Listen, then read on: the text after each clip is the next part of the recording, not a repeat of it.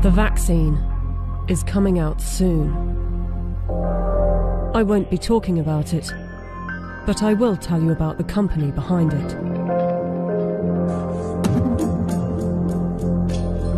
The UK government has purchased 30 million doses of COVID mRNA vaccine from a company called Pfizer.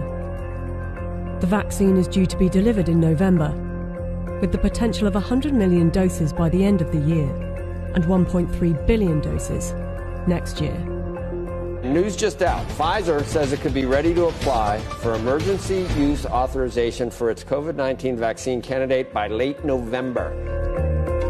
It won't be mandatory at the beginning, but judging from the large orders, a gradual plan will be implemented to persuade and incentivize people to take the vaccine and put restrictions on people that don't, along with shaming campaigns.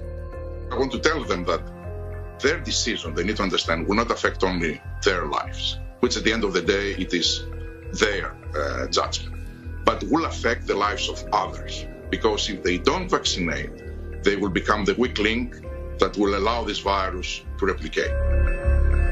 Some will say that this is conspiracy theory, so let's just stick to the facts. The government trusted Pfizer to vaccinate the British people, so it's logical to want to inquire into the company's track record in safety and ethics. After all, they must be trustworthy in fighting for humanity, right?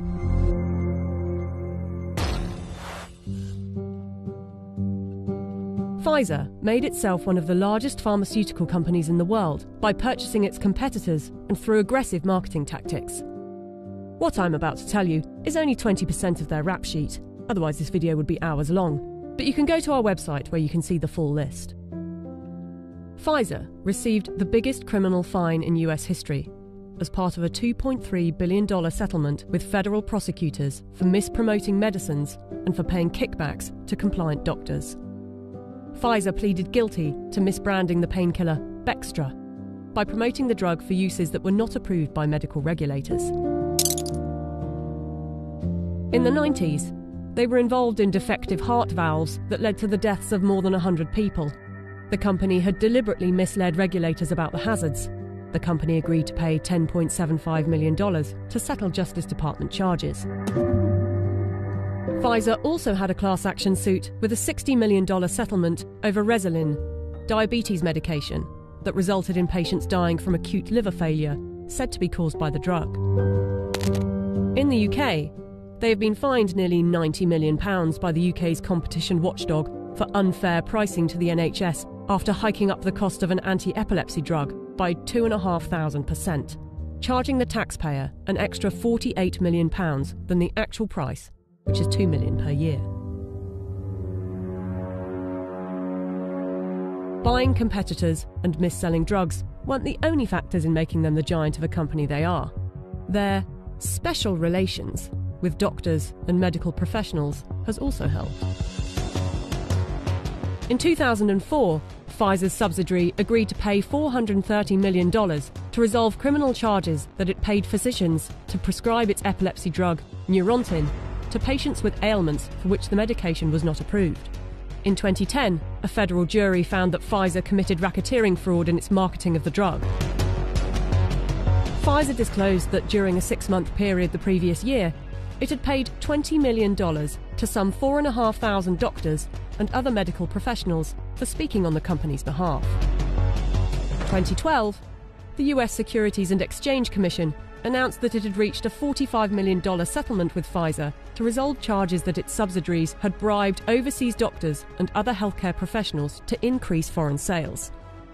But some of you might say they are a business and they don't get to make billions a year by not being competitive.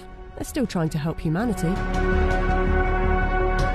Pfizer was sued in a US federal court by Nigerian families who accused the company of testing a dangerous new antibiotic called Trovan on children without parents' consent and using their children as human guinea pigs. A panel of medical experts concluded that Pfizer had violated international law, and the company agreed to pay $75 million to settle the lawsuits in Nigerian courts. The US case was settled for an undisclosed amount. Amid widespread criticism of high pricing for poor countries, and in particular AIDS medications, Pfizer offered to donate a 2-year supply of its drug, Diflucan, worth $50 million to the South African government. Yet in 2003, Pfizer backed away from the company's plan to license its AIDS drug for low-cost distribution in poor countries. The list goes on. I don't want to bore you with it. But ask yourself, if it was a car manufacturer, would you buy a car from them? We plan to honor our history, and we will only bring to the world a vaccine that has been proven safe and efficacious. If Pfizer is trustworthy enough to be given one of the keys to vaccinate the population with something that was knocked up in a few months, and with such a track record for safety and ethics, I know what I think. Do you?